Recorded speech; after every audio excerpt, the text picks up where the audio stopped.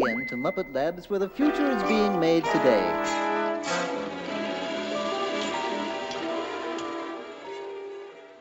If I told you Jim Henson was the designer and maker of the first personal computer, would you believe me? In a certain way, it was true. In 1963, Jim was hired by AT&T to make a commercial or short film with an advanced robot or computer. Jim wasn't a household name in 1963 yet, but he was known in the industry for his commercials and Sam and Friends. In this video, I want us to take a look at a little-known Jim Henson film, The Robot.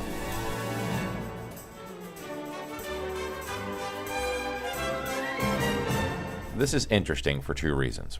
One, because AT&T hired someone who was soon to be one of the greatest innovators in history of TV technology to help them usher in a new era of advanced technology.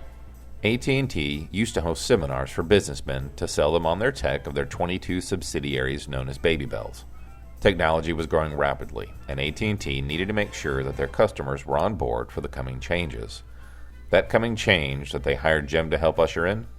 Machine-to-machine communication. That the new world would be run through wires and satellites.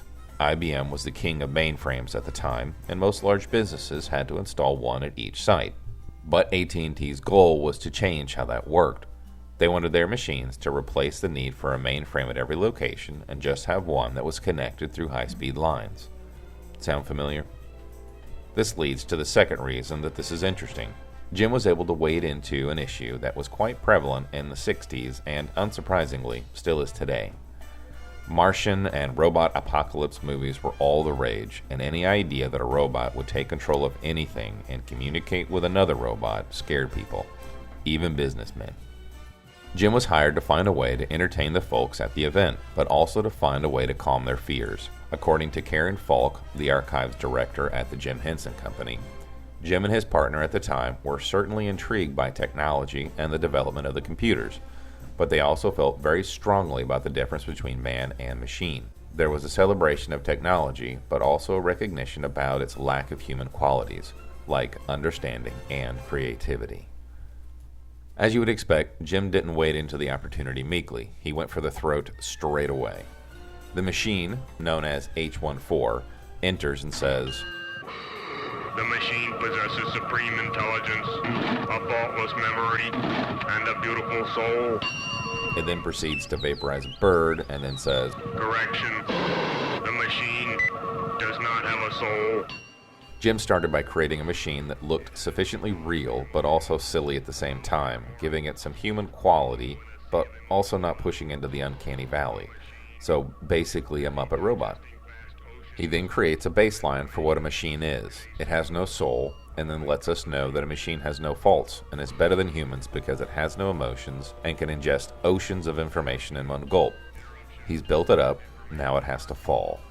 It then gulps down the information and begins to say it never slows down like a man. In a single, all-encompassing gulp. But then it dies. Never malfunctioning. Presumably running out of power, requiring a human hand to come in and wind it back up.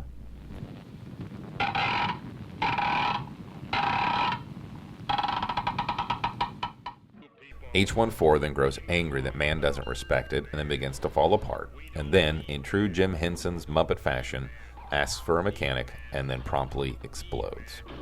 Man, is there a mechanic in the house because I think I'm going to? It was silly and a bit strange, but I imagine very comforting to those at the seminar. Jim helped them understand that yes, technology is coming and coming quickly. Things are changing and computers are now talking with each other without the need for man to interpret. But no matter what happens, the machine, at least for now, cannot function without man. Jim was a visionary, even before he was a visionary, and was commenting on topics far beyond his years, yet again, proving that his genius was so impactful that it still reaches us today. Thanks for watching.